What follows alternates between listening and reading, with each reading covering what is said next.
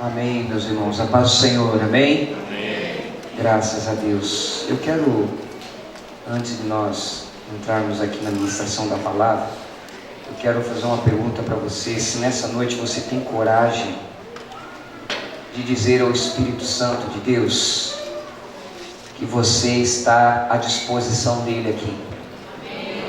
Amém? Você tem essa coragem aí? É porque isso pode mexer muito conosco. Amém? Então fecha os teus olhos nessa hora. Eu quero pedir aqui o Fabiano ou o Yuri. Alguém corre aqui, pega aquele violão ali, rapidinho. E chegar primeiro, leva. E você com os teus olhos fechados nessa noite, coloque sua mão no seu coração e diga: Espírito de Deus, eu estou aqui na tua presença. Eu estou na tua presença nessa noite.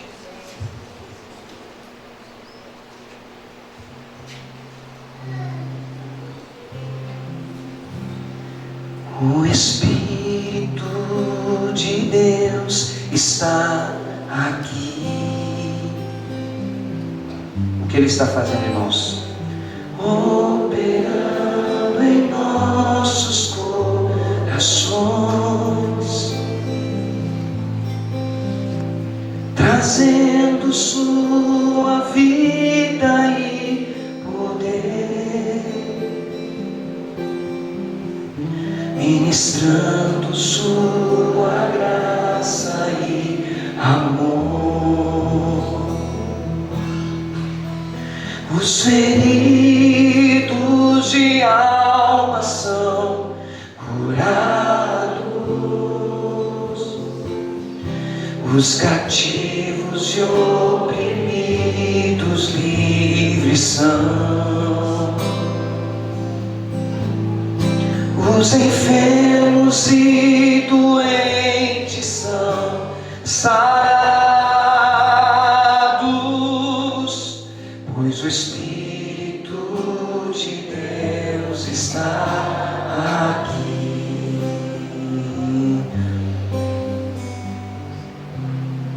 Pai, eu quero te adorar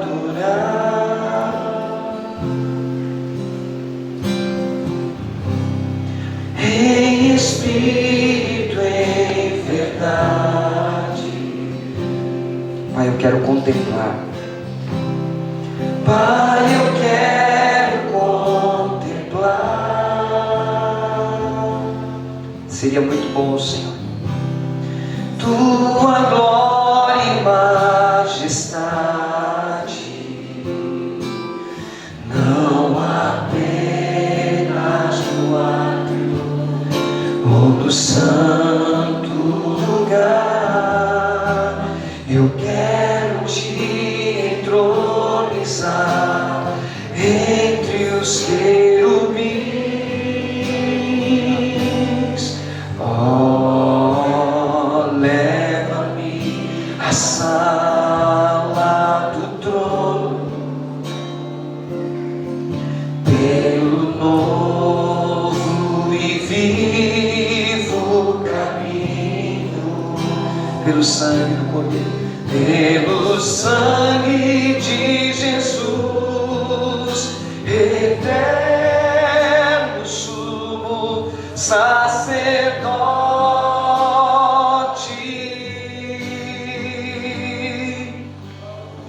Oh, leva-me à sala do trono, leva-nos, Senhor, pra te adorar, Senhor, leva-nos. Oh, leva-me à sala do trono, pra te adorar, pra te adorar, Senhor, pra te adorar, meu Senhor,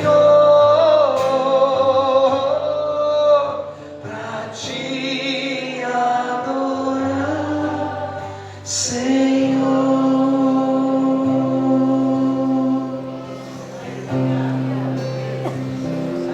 Que esse lugar se torne a sala do trono nessa noite, Deus. Glória a Deus. Lugar de manifestação da tua glória. Porque nós, a tua igreja, estamos aqui, Senhor. Templo do Senhor, o santuário de Deus, habitação do Altíssimo. Deus, que esse lugar se torne lugar de ouvir tua voz, de ser tocado por ti, ó Deus. Lugar de mudança de vida, de transformação, de restauração, de avivamento. Lugar de alinhamento com a tua vontade, com o teu propósito, Senhor. Que este lugar seja um lugar de impacto para nós, um divisor de águas nesta noite. Como tu já tens feito nesses dias, como tu tens feito ao longo dos anos que nos reunimos aqui, Senhor, que nesta noite não seja diferente. Mas também não somos saudosos, nós não queremos o que o Senhor fez ontem, nós queremos o que o Senhor vai fazer hoje. Nós nos abrimos para Ti, ó Deus, para a ministração do Teu Espírito sobre nós, em nome de Jesus. Aleluia. Amém.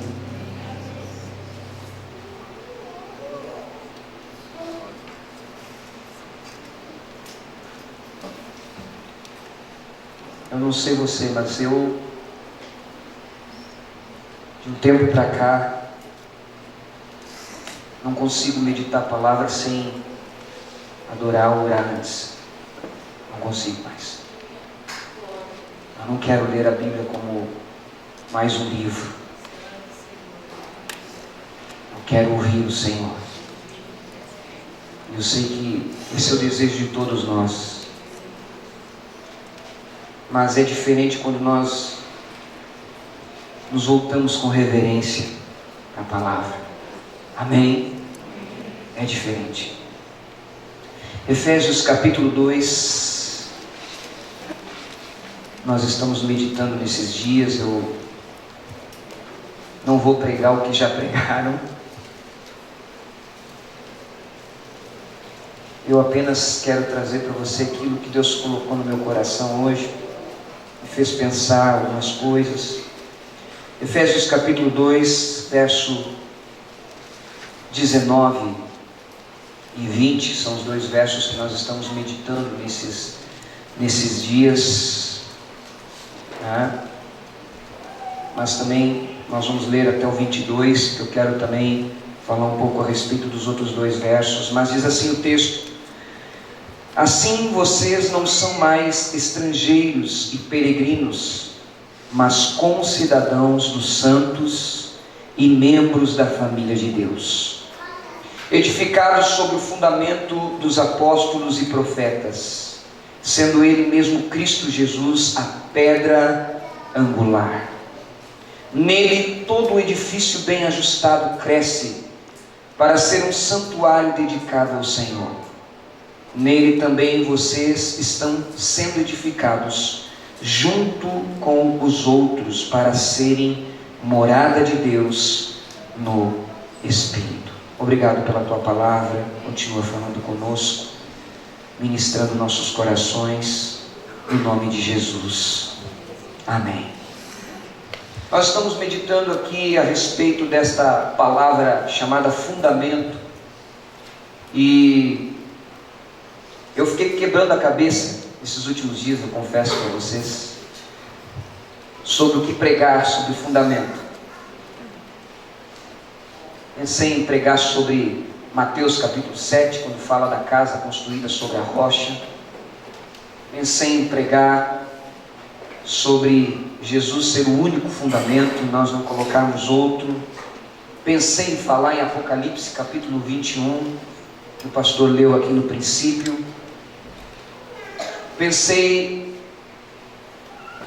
Lembrei que preguei na igreja da Carolina, acho que foi o ano passado, num evento de casais, falamos sobre fundamento.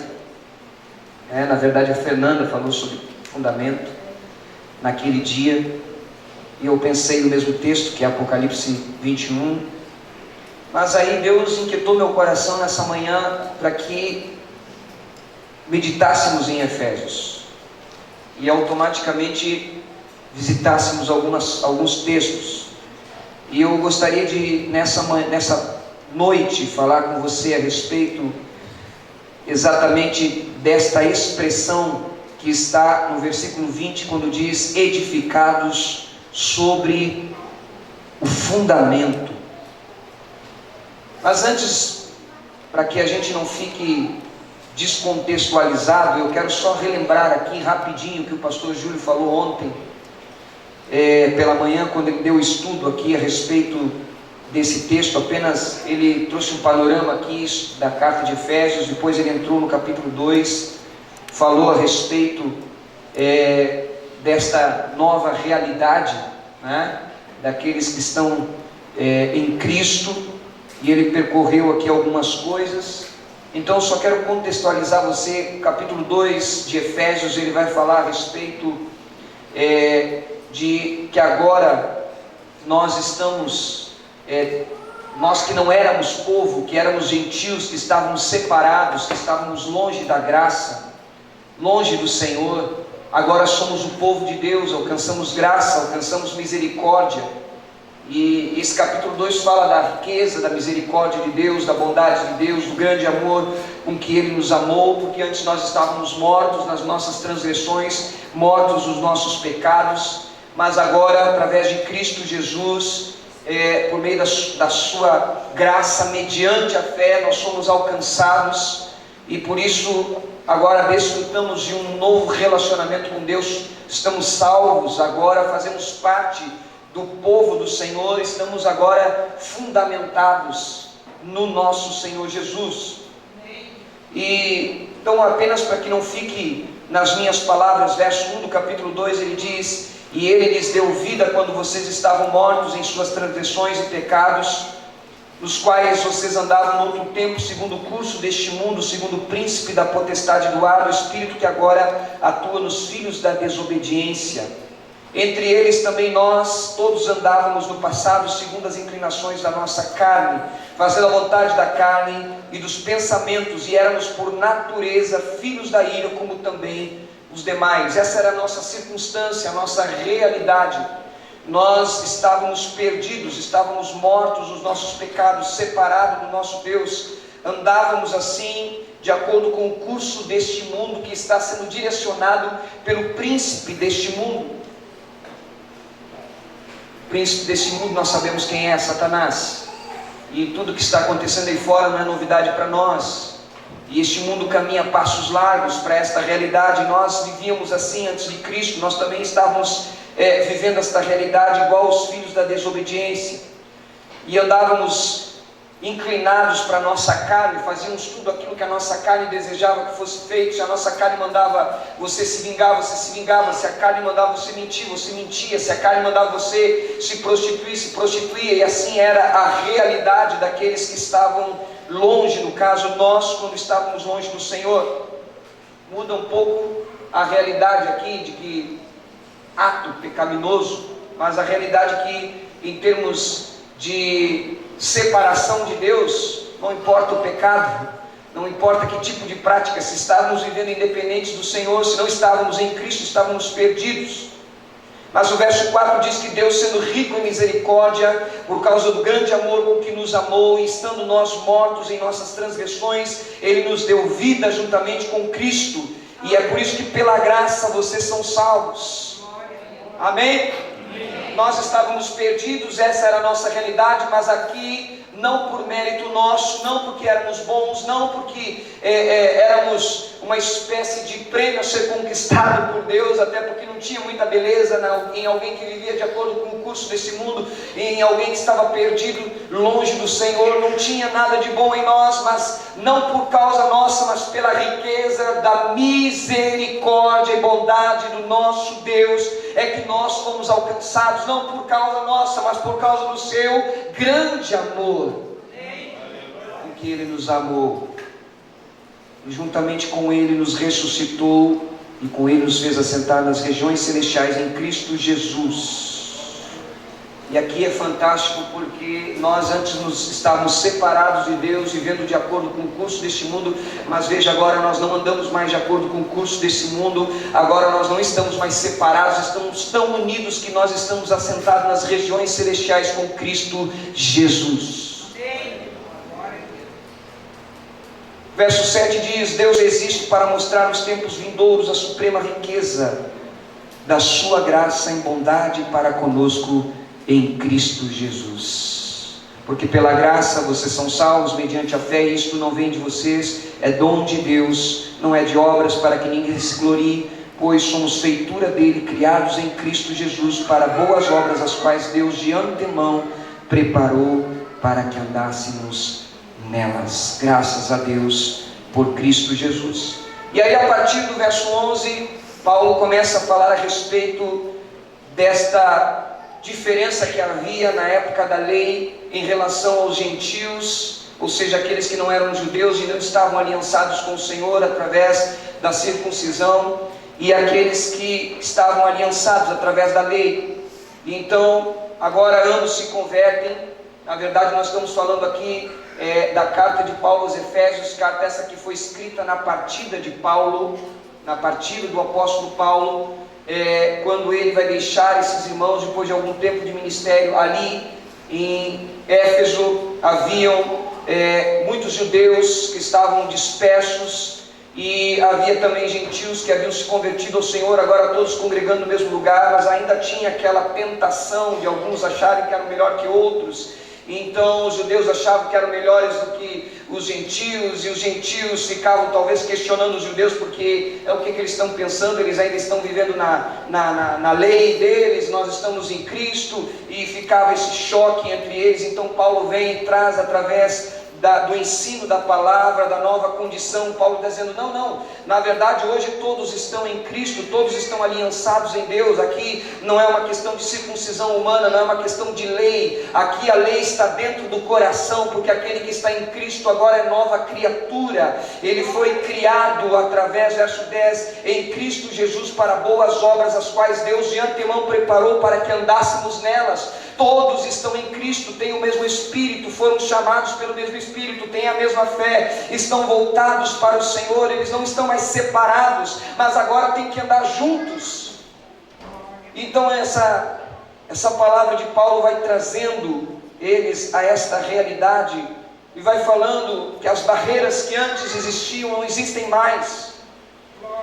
Aqui o judeu, ele não é justificado pelas ordenanças da lei, não, ele é justificado em Cristo Jesus. Se ele se converteu, ele está justificado através de Cristo. O gentio não tem que se preocupar se guarda ou não a lei, ele tem que estar preocupado em estar em Cristo, porque se ele está em Cristo, ele não vive mais de acordo com as ordenanças da lei, mas as ordenanças da lei estão no seu coração, se tornaram boas obras, obras práticas, produzidas através do Espírito que habita no novo nascido. E então Paulo vem trazendo todo esse contexto para chegar no verso 19. E ele diz assim: vocês não são mais estrangeiros e peregrinos, mas concidadãos dos santos. Ou seja, vocês são tão cidadãos quanto os apóstolos, quanto os santos. Vocês são tão irmãos, vocês são tão partes da mesma família, vocês são tão membros do corpo e membros da família de Deus. E aí o verso 20 diz: edificados sobre o fundamento. A primeira coisa que eu quero chamar a sua atenção nesta palavra desta noite é que ninguém consegue estar no fundamento se ele não for nascido de novo e membro do corpo de Cristo. Escute isso. Porque Paulo está falando que os edificados sobre o fundamento são aqueles que fazem parte da família de Deus, são concidadãos com os santos. Tem gente que por aí pensa: não, eu estou firmado em Deus, eu não preciso de igreja, eu não preciso de nada, porque eu sou o corpo de Cristo. Não é verdade. O corpo é formado pelos membros do corpo, e os membros unidos formam o corpo. Membro fora do corpo é membro sem vida. não é real. É mais uma sofisma desse tempo, mais uma mentira de Satanás, disfarçada de verdade. Não caia nessa. Outra coisa que nós percebemos aqui é que esses membros da família de Deus, eles vivem exatamente este relacionamento de amor fraterno. Eles devem deixar de lado as barreiras do passado, as coisas que passaram, ou até aquilo que eles julgam ser diferenças entre eles. Eles precisam não observar isso, eles têm que observarem quem eles são em Cristo agora, porque Paulo está falando para dois tipos de grupos, dois tipos de pessoas.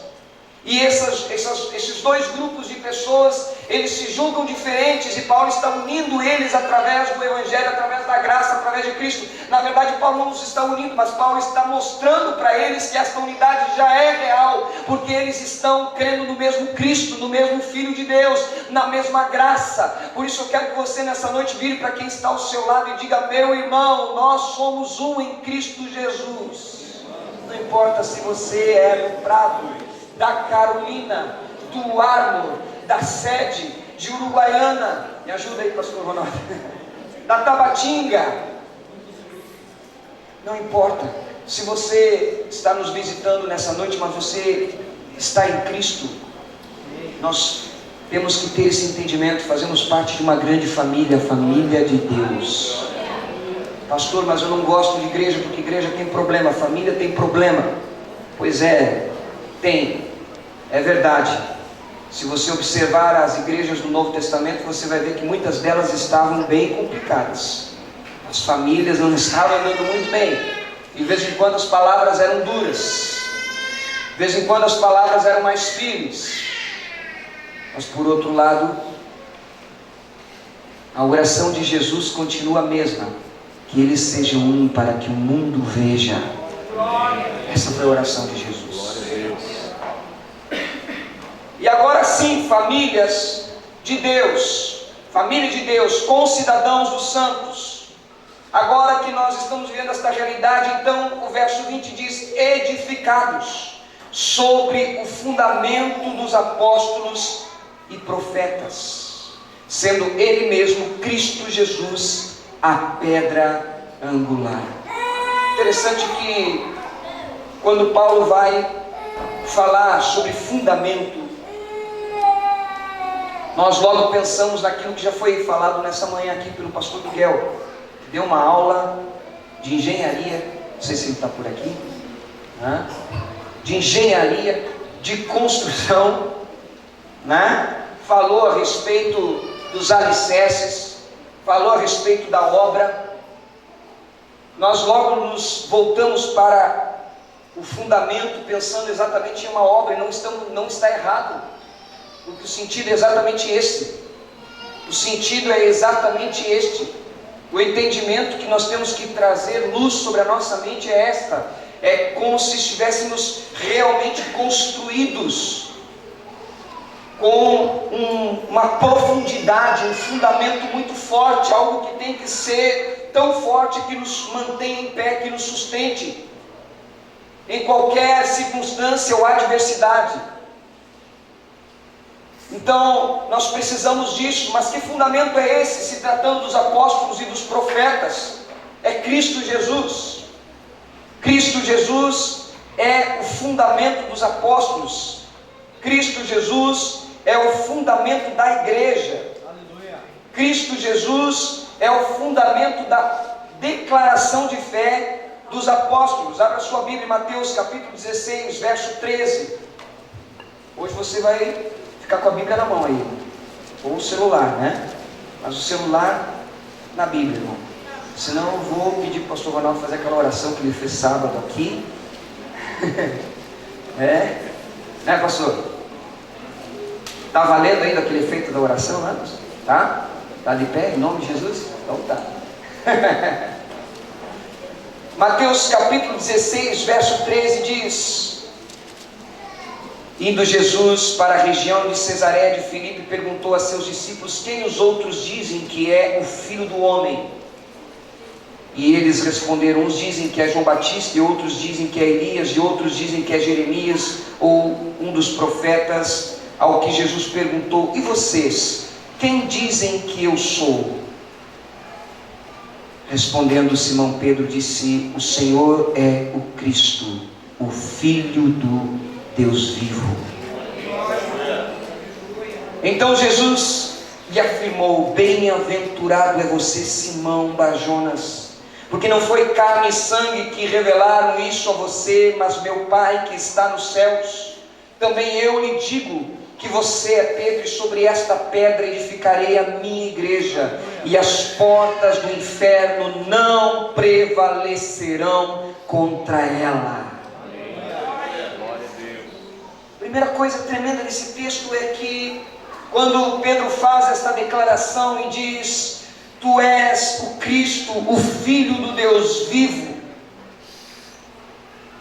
eu me lembrei, sabe do que? Quando ele fala isso, no momento que Jesus é batizado no Jordão, e a Bíblia diz que lá está Jesus no Jordão, e houve ali uma manifestação de Deus Pai tremenda através do Espírito, em forma de pomba, mas também se ouve uma voz que veio do céu e disse, este é o meu Filho amado, em quem me comprazo. Eu lembro de um momento em que Jesus, ele declara, eu sou. Ele traz para si esta afirmação dizendo, eu sou, eu que falo contigo, eu sou o Cristo, eu sou o Senhor. E as pessoas tremiam diante desta afirmação, porque é uma grande afirmação, é uma afirmação muito forte. E quando Pedro está dizendo estas palavras, dizendo, tu és o Cristo, Filho do Deus vivo, o que Jesus diz para ele, não foi a carne nem o sangue que te revelaram isso, mas o meu Pai que está nos céus.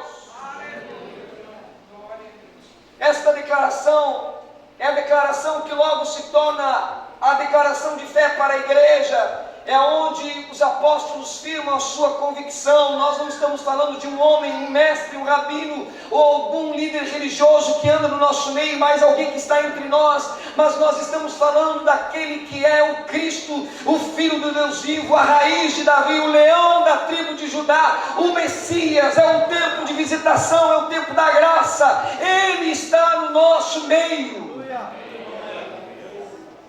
Quando isso acontece, Jesus diz, não é carne nem sangue que traz esta realidade. Aí a gente pode até entender, quando muitas vezes nós adoramos, nós declaramos o nosso louvor, a nossa adoração a Jesus, o nosso amor a Jesus, e Davi, ele diz no Salmo 22, de ti virá o meu louvor no meio da congregação, o Espírito vem, nos traz à mente a palavra, a revelação de quem é o Cristo, do seu caráter, dos seus atributos, da pessoa de Jesus, o quanto Ele é santo, o quanto Ele é tremendo, o quanto Ele é maravilhoso. O Espírito nos enche, nós somos cheios desta verdade, e esta verdade então transborda dos nossos lábios. Ela não vem de nós, é o Pai que através da revelação da sua palavra que está trazendo a nós este entendimento. Nós estamos cheios da presença do grande eu sou, é o Cristo, Filho do Deus vivo, através do seu Espírito que está em nós, e nos dá o entendimento de quem é Jesus. Esta é a declaração dos apóstolos, este é o fundamento dos apóstolos, e é sobre esta pedra, ou seja, sobre esta palavra, uma palavra que é como rocha, uma palavra firme, convicta, que Jesus diz, edificarei a minha igreja, e as portas do inferno não prevalecerão contra ela. E aí a história está para testificar o que Cristo falou. Vem as perseguições, vem as batalhas, vem as guerras, vem a aniquilação das igrejas, do campo missionários morrendo, pessoas sendo martirizadas, os próprios discípulos, os apóstolos sendo martirizados, mas a igreja jamais é destruída, jamais ela para, jamais ela deixa de existir, jamais ela deixa de ser uma realidade, jamais ela deixa a sua fé se esfriar, e aqui está a palavra de Deus, atravessando 2000 anos e chegando até as nossas mãos. No dia de hoje nós temos ela nas nossas mãos a preço de sangue, porque um dia aqueles homens creram que Cristo era o Filho do Deus vivo, e este é o fundamento da fé deles que chega até nós. E agora eu espero em nome de Jesus, e creio, porque assim a palavra nos mostra, que a igreja dos nossos dias também terá um remanescente fiel de homens e mulheres, e continuarão crendo que Cristo é o Filho do Deus vivo, e as próximas gerações saberão disso, porque é sobre isto que está afirmada a nossa fé. Não é uma herança que fica conosco a morrermos e levarmos conosco, não, mas é algo que nós vamos passar para os nossos filhos, é algo que nós vamos passar para os nossos jovens, é algo que nós vamos passar para as crianças, é algo que nós vamos passar para os adolescentes, é algo que nós vamos falar para aqueles que ainda não conhecem, porque esta palavra não morreu até hoje e não morrerá, ela é eterna. É sobre esta palavra. Esta palavra é Cristo. João capítulo 1, e o verbo se fez carne. Mas antes de dizer que o verbo, que é Cristo, que se fez carne, diz: no princípio era o verbo, e o verbo estava com Deus, e o verbo era Deus. A palavra de Deus presente na criação era Cristo. E Cristo se fez carne e habitou entre nós. Que coisa tremenda, porque nós começamos a entender que esse fundamento, ele é maior do que tudo. Ele é maior do que a igreja que nós congregamos, é maior do que a nossa estrutura, ele é maior do que os nossos anos de fé, ele é maior do que os nossos ministérios, ele é maior do que os dons, ele é maior do que tudo que nós podemos fazer ou realizar ou conquistar para o Senhor. Esse fundamento aqui, irmãos, é algo tremendo, porque ele não vem de nós, ele vem do Pai. O Pai, através do Espírito, traz aos apóstolos. E quando diz o texto aqui em Efésios capítulo 2, o verso 20, que ele diz: edificado sobre o fundamento dos apóstolos e profetas, ele está falando daquela categoria de profetas que escreveram o Novo Testamento. É uma revelação única, que cessou, não teremos outra. É isso que está aqui. Esta é a revelação, o fundamento já nos foi dado. E é por isso que estes homens, eles são homens tão fundamentados nesta palavra, que Apocalipse capítulo 21, que nós já lemos aqui hoje, lá para o verso 14, vai falar a respeito da Nova Jerusalém, que desce do céu, e lá está a cidade, os muros da cidade erguidos. E a Bíblia fala que haviam ali 12 alicerces, 12 fundamentos. E estes 12 fundamentos levavam o nome dos 12 apóstolos. Porque na verdade lá é real, é possível contemplar com os olhos o que já é real para nós hoje através do Espírito. O fundamento já existe para a Nova Jerusalém. Embora nós não estamos vivendo nela fisicamente, mas quem aqui já está vivendo a eternidade? Quem já está desfrutando das promessas de Deus? A vida eterna já começou, irmão. Sexta-feira eu fazia o ofício fúnebre do meu tio que faleceu, e eu disse para a minha própria família, muitos deles não cristãos, totalmente contra o Evangelho, eu disse para eles: vocês podem ter certeza de que para aqueles que estão em Cristo, esta aqui não é a última despedida. Porque se nós estamos em Cristo, a morte para alguém que parte em Cristo Jesus é apenas a mudança de endereço. Porque o nosso espírito e a nossa alma já estão começando a experimentar o que hoje é penhor do espírito, é garantido, é herança. É algo que já está determinado por Deus. Nós vamos viver na eternidade esta realidade. E enquanto esse dia não chega, nós vivemos a esperança desse dia, nós vivemos a esperança desta promessa, e nós desfrutamos desta esperança. Porque para nós que estamos em Cristo, O fundamento não é para até o último dia da nossa vida, o fundamento é para a eternidade. É para a eternidade. É para a eternidade. E sendo Ele mesmo, Cristo Jesus, a pedra angular, nele todo edifício bem ajustado cresce para ser um santuário dedicado ao Senhor. Eu gostaria que você pensasse um pouquinho comigo a respeito de Cristo Jesus, a pedra angular. Hoje pela manhã o pastor Miguel falou aqui a respeito do livro do profeta Isaías, falando a respeito da pedra, a pedra angular, a pedra que os construtores rejeitaram. E eu, antes de falar exatamente sobre a pedra angular, eu gostaria de que você observasse que tipo de fundamento é esse que a Bíblia fala quando fala da pedra, quando fala a respeito de Cristo como essa rocha, essa pedra aonde nós temos que nos fundamentar, a mesma que os apóstolos se fundamentaram. Primeira coisa que nós precisamos ver, e eu gostaria que você abrisse sua Bíblia em primeira carta do apóstolo Pedro, capítulo 2. Primeira carta do apóstolo Pedro, no capítulo 2. Pedro vai falar a respeito desta pedra.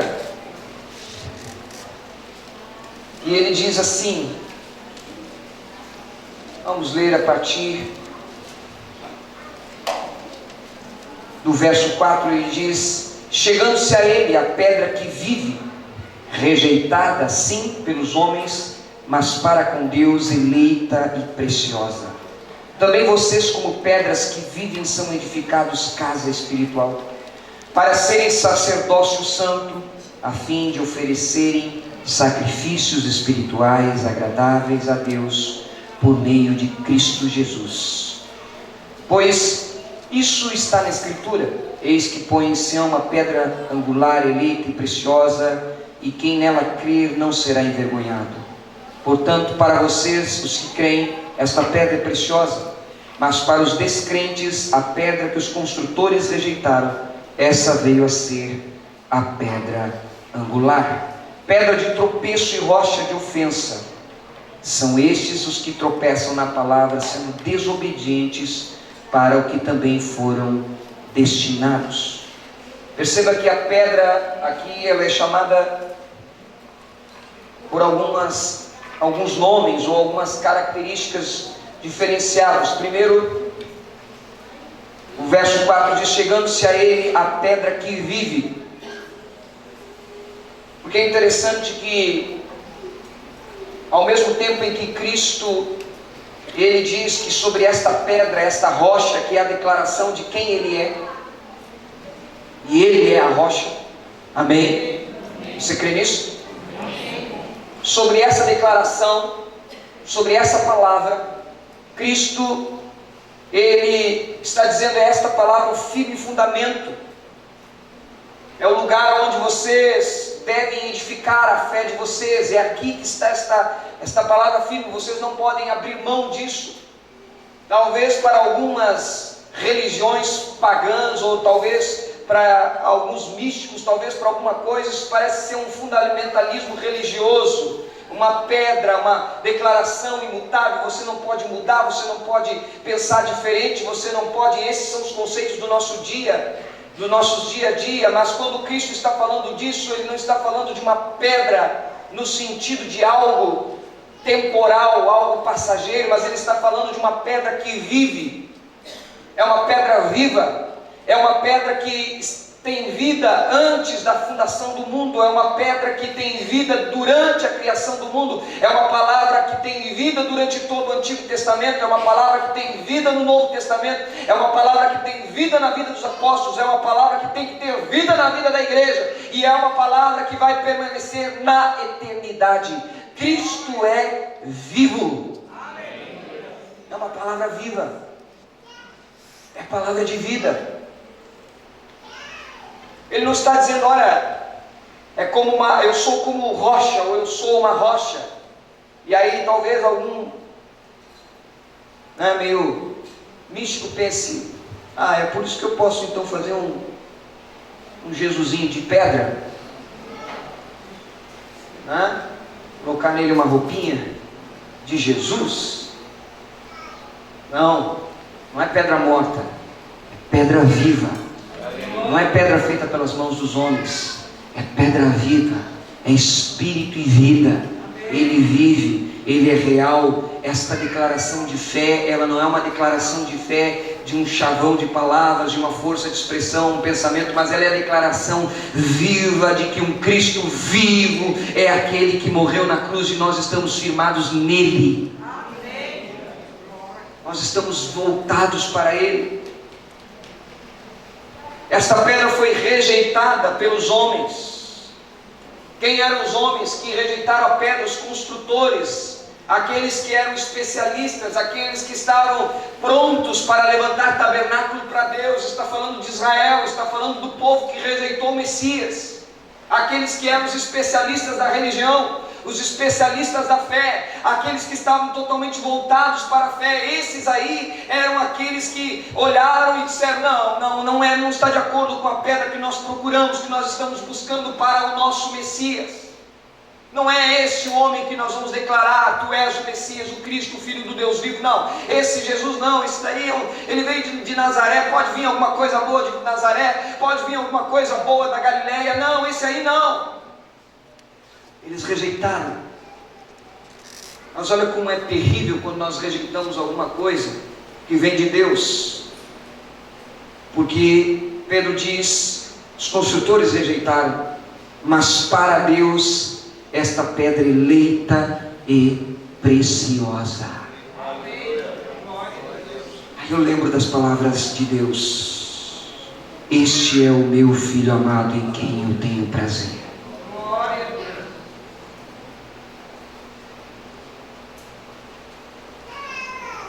Quando Davi era pequenininho, não uma, nem duas, nem três vezes, mas várias vezes eu pegava ele no meu colo, olhava para o meu filho, sabendo que ele não tinha deixado a gente dormir toda a noite,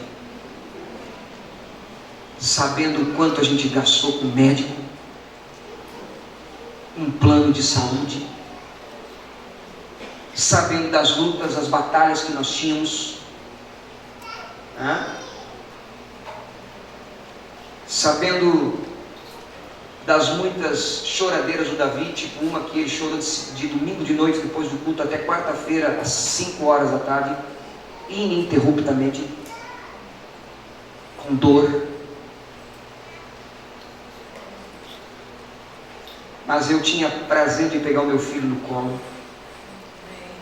pegava ele assim, olhava para ele e dizia: Deus, ele não é perfeito no sentido moral, ele não é perfeito, ele é pecador também, herança adâmica, mas ainda assim eu tenho prazer nele, eu amo ele. Aí eu fico imaginando Deus olhando Jesus no Jordão, aquele que João Batista disse: eis o Cordeiro de Deus que tira o pecado do mundo, aquele que eu não sou digno de desamarrar a correia das suas sandálias, aquele que diz: não me importa, João, eu vim para ser batizado, vim para cumprir a lei, fazer o que é certo, fazer o que tem que ser feito, aquele que abriu mão da sua glória, aquele que veio a esse mundo para morrer na cruz, para dar a sua vida. E Deus olha lá do Pai e diz, lá do alto, o Pai diz: este é o meu Filho amado, em quem tenho prazer. Os homens rejeitaram ele. Lembra daquele momento do ministério de Jesus, que ele está na casa de um homem, acho que, se não me falha a memória, o nome dele era Simão, e Jesus era apenas mais um entre tantos naquela festa, foi tratado com indiferença. Os construtores rejeitaram, mas Deus não. Deus tenha misericórdia para que nós também não venhamos a rejeitar este fundamento. Não venhamos a trocar os valores, substituir os valores e colocarmos outra coisa para ser fundamento da nossa vida, até porque o apóstolo Paulo fala lá em 1 Coríntios capítulo 3, a respeito de que não podemos lançar outro fundamento, não existe outro fundamento. A igreja lá tinha mudado de pastor, olha que coincidência, pastor Júlio, pastor Wagner. A igreja mudou de pastor. Ah, eu sou do Paulo, o pastor Paulo era melhor. Não, eu sou do pastor Barnabé. Não, eu sou do pastor Apolo. Não, eu sou do pastor... Não é assim? Eu sou da época do pastor. E o que Paulo vai e fala? Não, olha, não existe outro fundamento. O fundamento é um só temos um supremo pastor. O pastor dos pastores, o Senhor dos senhores, o Rei dos reis, aquele que habita no alto sublime trono, aquele que é rei, aquele que governa a igreja, o cabeça do corpo, Cristo Jesus. Ele é o fundamento. Nós não podemos lançar fundamento sobre absolutamente outra coisa, porque se lançarmos nós vamos nos frustrar, nós vamos nos perder, nós vamos fazer igual a esses construtores.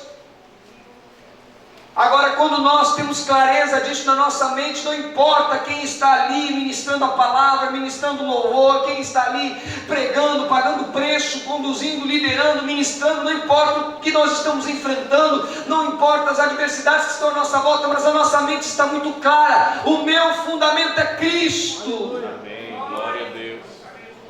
Não existe outro fundamento.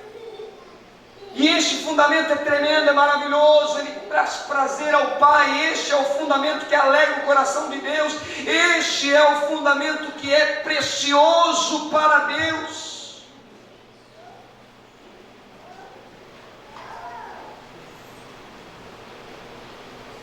Rejeitada pelos homens, mas para com Deus eleita e preciosa. Que coisa fantástica. Jesus é visto dessa forma, deveria também ser visto por nós assim.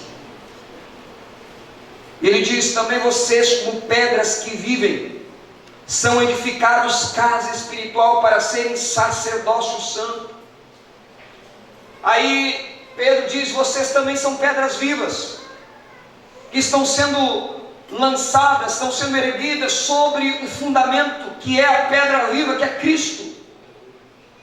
Vocês também têm vida, vocês não são um objeto, vocês são um organismo vivo, vocês são realidade aos olhos de Deus, e vocês estão sendo edificados, colocados sobre esta pedra, e ali vocês vão ser edificados um edifício, casa espiritual. E aí nós lembramos o que foi ministrado ontem pela manhã, que nós somos o templo do Senhor, o santuário de Deus, a habitação de Deus, lugar de manifestação da sua glória.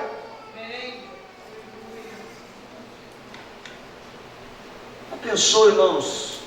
Eu fico pensando, Isaías lá no Antigo Testamento capítulo 6, ali diz que no ano que morreu o rei Uzias, ele estava no templo e ele viu o Senhor, ele viu a glória de Deus, ele viu a presença de Deus, a manifestação de Deus num alto sublime trono. Ou seja, talvez Isaías estava lá naquele lugar físico, olhou para cima e viu Deus sobre ele. Deve ter sido algo fantástico, tremendo, muito grande, a glória de Deus invadindo aquele lugar, a presença de Deus.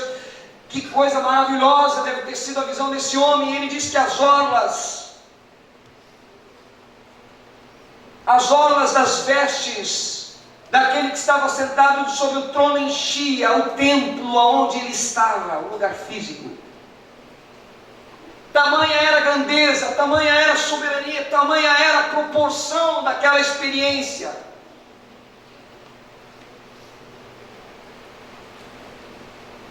Aí eu fico pensando,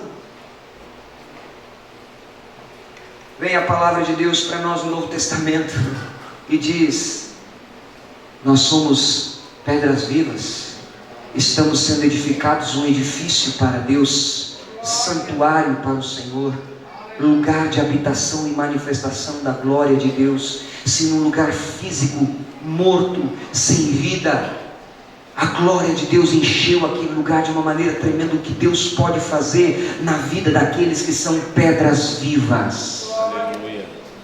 Se Ele encher a sua vida, se Ele encher o seu coração, se Ele encher você da sua glória, o que pode acontecer com você? Será que pode acontecer com você o que aconteceu, por exemplo, com John Wesley?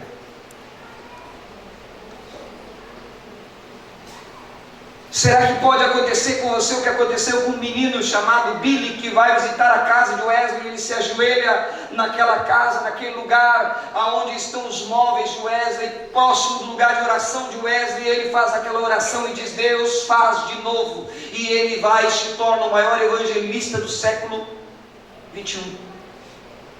Glória. Billy Graham.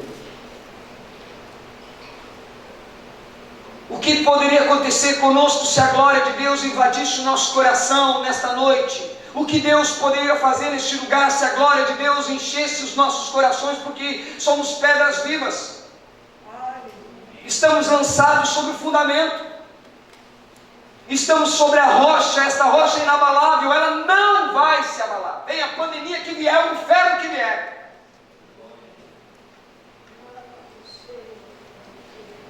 Quando começou a pandemia, um dia eu chamei meu pai e minha mãe. Meu pai com 80 e na época 6 anos, minha mãe com 78, 77. E um dia eu chamei eles para uma conversa por causa das notícias. Eles viam televisão. E eu preocupado com eles, não ia na igreja, não ia no culto, não tomava ceia.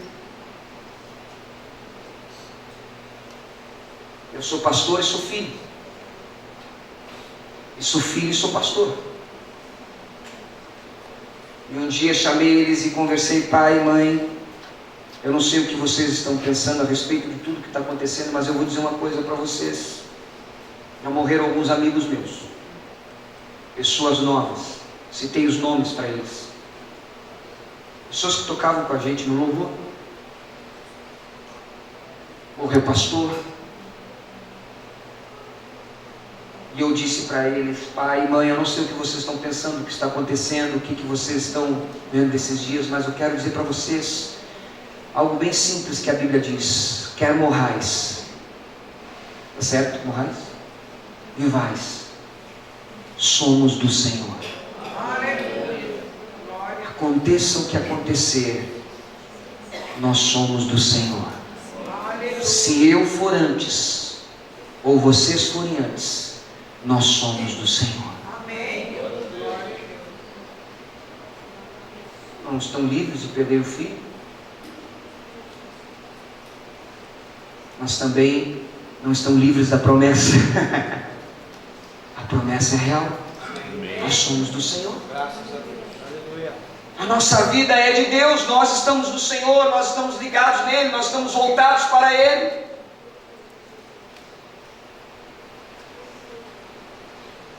Nós somos pedras vivas, estamos sendo edificados, casa espiritual, para sermos sacerdócio santo.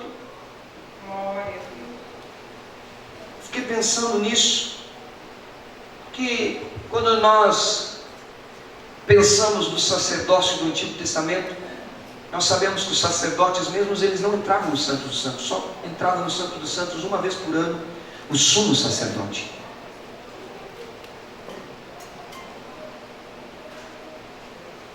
Mas agora que nós somos casa espiritual, nós não somos sumos sacerdotes? Ou você é? Não, né? Eu espero que não tenha nenhum aqui entre nós, porque Cristo é o nosso sumo sacerdote. É que tem um movimento judaizante aí que só falta isso. Já tem apóstolo, já tem... me ajuda aí, pastor Júlio. Tem apóstolo, vice-deus. O que mais, pastor Júlio? Já querem fazer a arca da aliança, o pastor Antônio falou, estão vendendo a arca já, pastor? Já estão vendendo a arca? Viu? Que pá também, ó. Pai apóstolo. Jesus amado. Também tem um outro que eu li esses dias, meu desatador. maravilha, o cara veio amarrado para a igreja e o desatador desatou o rapaz. Oh, glória a Deus, está cheio de bombom, né, pastor Ronaldo? Já pensou? Mas quando a gente pensa, não, olha, eu sou santuário de Deus, templo do Senhor, lugar de habitação de Deus, e o Espírito habita em mim. Eu não sou só um sacerdote, eu sou só sacerdote, mas Jesus disse que eu posso entrar na sala do trono, pelo novo e vivo caminho que é Jesus. Irmãos, entrar na sala do trono, pensando aqui em um contexto judaico, naquela época, para chegar diante de um rei, na sala de um trono, se você não fosse chamado, você podia morrer. Você invadisse esse lugar, você entrasse lá sem permissão, você podia morrer. Mas olha só, nós temos livre acesso à sala do trono. Não vamos ser consumidos, não vamos ser mortos. Não, nós até podemos morrer, mas se morrermos, nós vamos ficar lá já na sala do trono com Ele, porque ali nós temos livre acesso, entramos confiadamente. Diante de todo esse contexto, nós temos que pensar, somos sacerdócio santo para oferecer sacrifícios espirituais agradáveis a Deus. Sacrifícios espirituais agradáveis a Deus. Será que sacrifício espiritual agradável a Deus é eu cantar no culto? No culto espiritual, né? Será que sacrifício agradável a Deus é eu pregar no culto? Será, porque pregar é muito espiritual, com certeza. Será que sacrifício espiritual agradável a Deus é a minha oferta, o meu dízimo? O que é espiritual. Mas na vida de um nascido de novo, aquele que agora tem a mente de Cristo, aquele que, segundo o que nós lemos lá em Efésios capítulo 2, agora ele está sentado nas regiões celestiais em Cristo Jesus. Se você está sentado nas regiões celestiais em Cristo Jesus, significa que tudo é espiritual. Tudo é espiritual. Um dia eu briguei com Davi.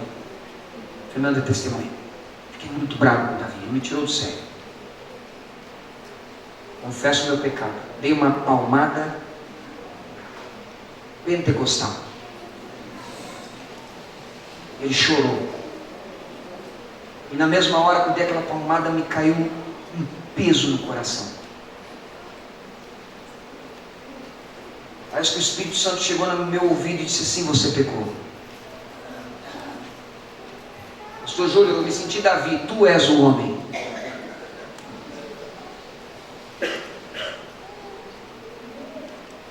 Fernanda veio, me chamou a atenção, brigou comigo. E lá em casa também acontece isso. Se a sua esposa briga com você, eu quero dizer para você que há esperança para a árvore, ainda que cortada.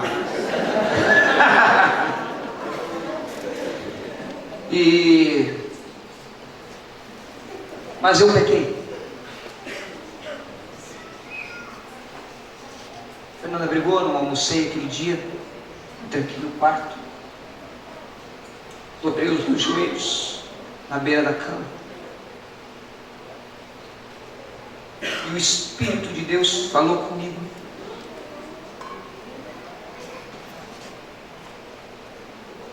E disse: você pecou, você bateu nele com ira, você errou, você tem que se arrepender. Eu chorei muito. Eu me levantei dali, fui para a mesa, sentei do lado do Davi e disse: filho, o pai errou, me perdoa. pai não podia te bater como te bateu. Davi, no primeiro momento, não me ignorou. Aí eu já estava me sentindo, terminei de me sentir mais. Daqui a pouco ele me abraçou, chorei abraçado com ele.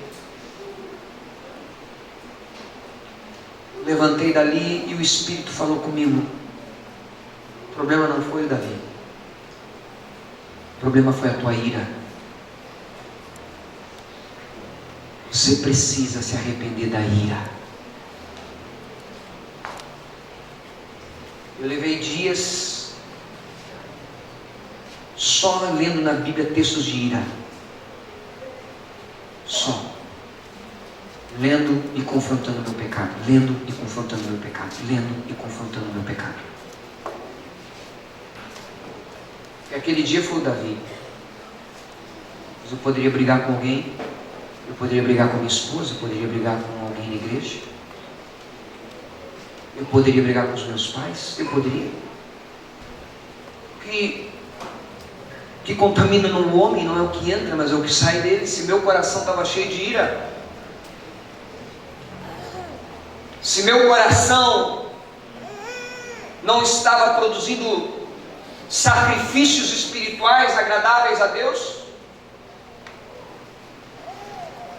a ira não era um sacrifício agradável a Deus. Eu fico imaginando Abraão levando Isaac para ser imolado lá no monte. Aí ele chega lá no monte com ira, joga Isaac assim: agora Deus me mandou, e pá. Será que você tem essa visão? Não. Sacrifícios espirituais são coisas que a gente faz com devoção, com entrega, com amor, com o coração ali. Se você canta, você adora, você faz com o coração, você faz com a sua alma, você se entrega. Se você prega, você se entrega. Se você ora, você se entrega. Se você vem um apelo, você chora, você se entrega. Se você vai fazer uma vigília, você se entrega. Se você vai jejuar, você se entrega. São sacrifícios agradáveis a Deus. Se você ama, você ama. Se você perdoa, você perdoa. Se você realmente está disposto a caminhar e oferecer sacrifícios espirituais agradáveis a Deus, você põe o coração, porque você é pedra viva, você faz com vida. Glória a Deus. Você vai fazer com tudo que você puder. Você vai colocar o seu coração diante de Deus, porque você é sacerdote desta nova aliança. Você tem livre acesso ao Pai, a fim de oferecer sacrifícios espirituais agradáveis a Deus. Tem gente que oferece sacrifício espiritual, mas não é agradável. Como assim, pastor? Sim, espiritual, porque teoricamente é espiritual o que estamos fazendo. Teoricamente é espiritual. Você está sentado aqui me ouvindo nessa noite. Agora, se o seu coração realmente está agradando a Deus com a maneira como você está recebendo a palavra, é uma outra história.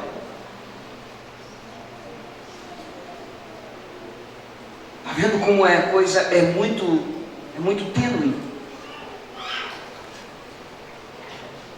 Está vendo como é muito delicado quando nós estamos lidando com as coisas de Deus? E dentro desse contexto todo, nós estamos alicerçados sobre uma pedra que é preciosa ao Pai. Um fundamento. Aqueles que não creem, esta pedra vai ser pedra de tropeço, de ofensa. Eles vão se ofender com essa pedra, eles vão tropeçar nela, eles não vão suportar. E nós já estamos vivendo isso. Ou você acha que não? Há uma intolerância religiosa. Muito se prega intolerância em relação à igreja ser intolerante. Mas a bem da verdade é que realmente existe alguns intolerantes dentro das igrejas. Claro que sim, existe em todos os lugares, não. Você acha que não? Mas a realidade é que também existem intolerantes que estão perseguindo a igreja, que já não suportam a sã doutrina, que já tem comichão nos ouvidos e dizem: para de falar. Sabe o que eu me lembro quando eu li esse texto? Eu me lembro de uma vez que eu fui fazer uma visita e uma senhora, um casal, e essa senhora estava oprimida. Ela vinha oprimida. E eu disse: então vamos orar pela senhora, mas antes vamos ler o Salmo 91. E eu comecei: aquele que habita no esconderijo do Altíssimo, a sombra do Onipotente. Aquela mulher deu um grito e disse: não, eu não quero ouvir isso. E ficou possessa de um espírito imundo. Aí eu, muito delicadamente, por causa da família, eu disse assim: mas que coisa estranha, né? Você não quer ouvir a palavra de Deus? Não, mas não pode ser alguma coisa errada. Então vamos fazer o seguinte, só vamos orar então, né? Porque eu já estava louco para botar a mão na cabeça e expulsar mesmo. Estava só aguardando um momento. Eu já sabia que não era a mulher que estava ali. Mas a realidade é que nós vivemos isso, e para eles esta pedra é pedra de tropeço, é pedra de ofensa. É por isso que nós vamos ser perseguidos, porque é sobre esta pedra de ofensa e de tropeço que nós estamos edificados. E aí, entre as palavras de Jesus, se eles chamaram ao mestre, se eles acusaram ele até de Beelzebu, de príncipe dos demônios, o que eles não vão fazer com os filhos? O que eles não vão fazer com os discípulos? O que eles não vão fazer com a igreja? Porque nós não somos melhores do que o mestre. A realidade é essa. Nós vivemos esse contexto, mas em meio a todo este momento nós devemos continuar caminhando e nos oferecendo como sacrifícios vivos, santos e agradáveis a Deus. E quando fazemos isso, nós estamos permanecendo para a nova Jerusalém, que assim como a cidade estará fundamentada sobre esse fundamento, assim nós vamos viver uma eternidade fundamentados nele. Eu quero, antes de encerrar essa palavra, finalizar dizendo: Pedro, ele diz: vocês porém são geração eleita, sacerdócio real, nação santa, povo de propriedade exclusiva de Deus, a fim de proclamar as virtudes daquele que os chamou das trevas para a sua maravilhosa luz. Encerrando essa palavra, eu chamo a sua atenção porque este sacerdócio, ele está totalmente fundamentado neste fundamento.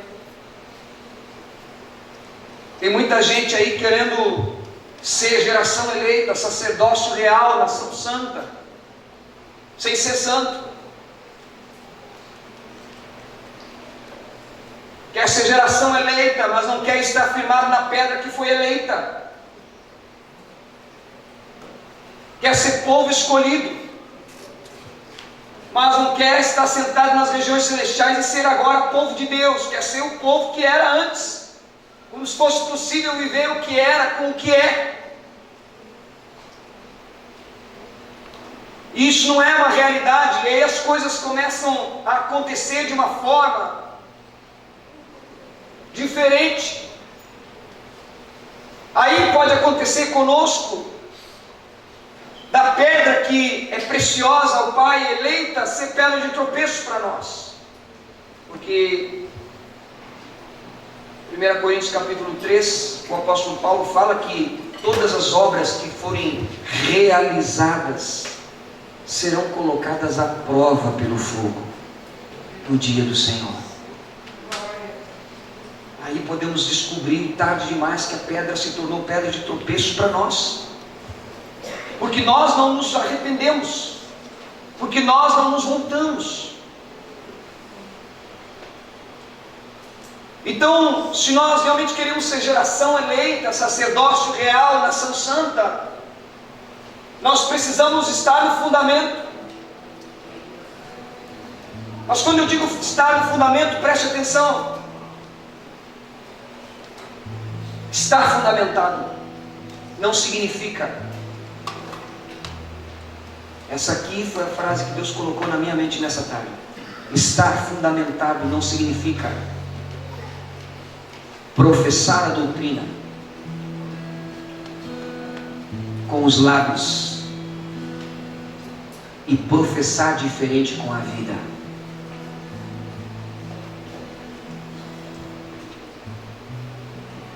Que foi isso que o Espírito falou comigo nessa tarde. Se você quer ouvir claramente, eu vou dizer para você. Muitas vezes dizemos: nós te amamos, Senhor, mas os nossos sacrifícios não agradam a Deus, não têm amor a Deus, estão longe de serem como o primeiro amor, estão distantes.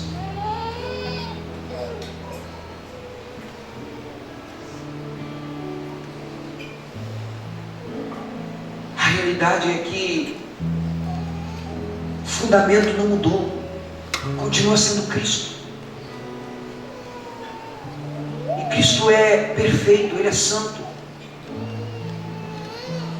Ele é o modelo, primogênito entre muitos irmãos.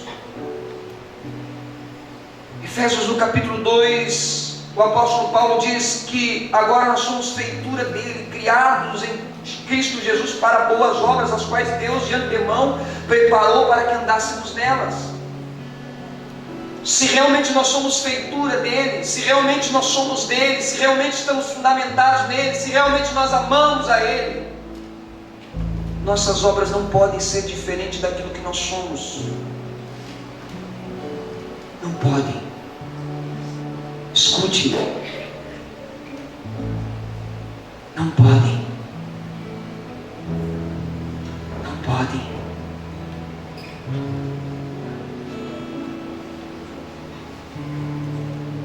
Tem muita gente colocando outros fundamentos. Feche os teus olhos. Fundamentos diferentes. Fundamentos diferentes. É verdade, mas também tem muita gente que quer estar fundamentado em Cristo, mas não se deixar ser feitura dele, pedras vivas, não se deixar parecer com ele.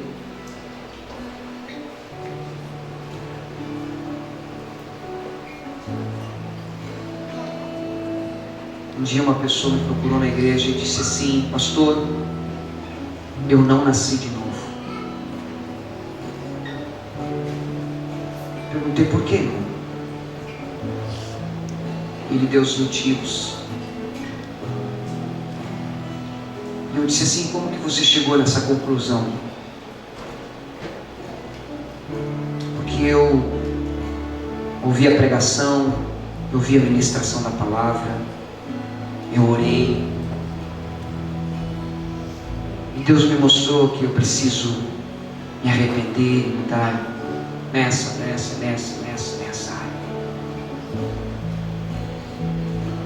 E eu disse para ele: meu irmão, essa é a maior demonstração de novo nascimento que a gente conhece. Como que alguém que não nasceu de novo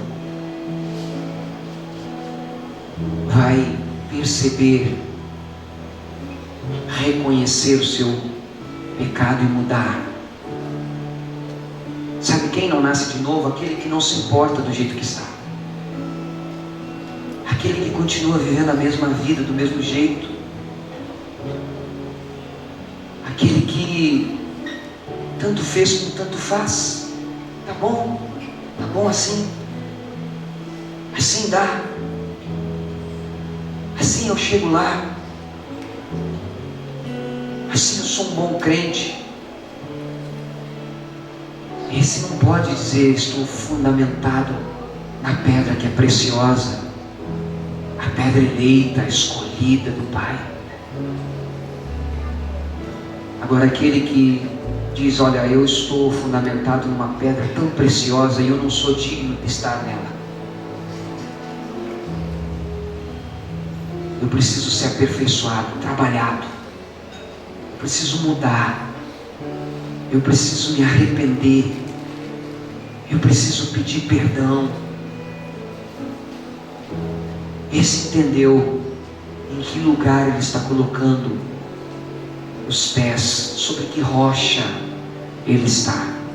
Esse entendeu. Escute, Deus está falando conosco nessa noite. E o Espírito está nos mostrando claramente que nós precisamos entender que estamos fundamentados em Cristo Jesus. Ele é precioso, Ele é maravilhoso, Ele é agradável ao Pai.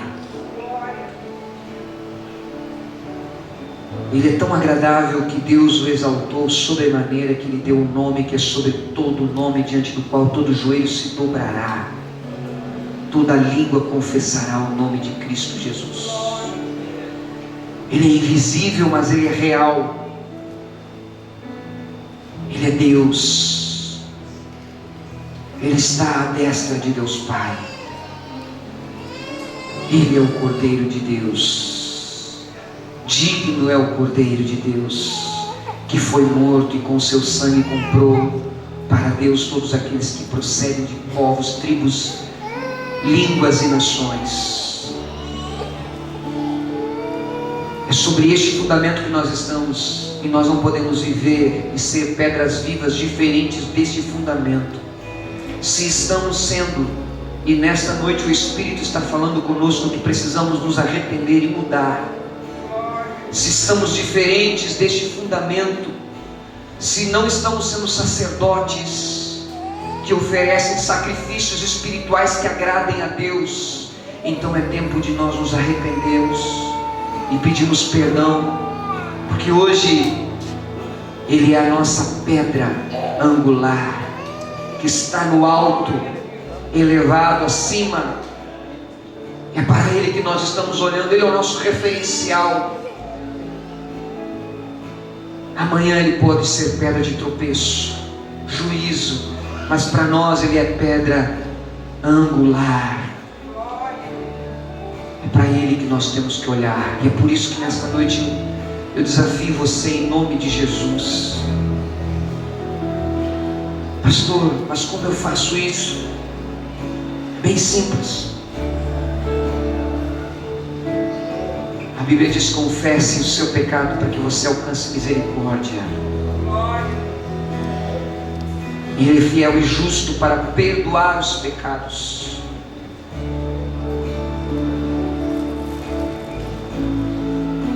O fundamento é o mesmo, irmão. Arrependimento continua sendo arrependimento. Eu sei que nós vivemos um tempo de muitas novidades, mas esta não é uma novidade para nós. Arrependimento continua sendo arrependimento.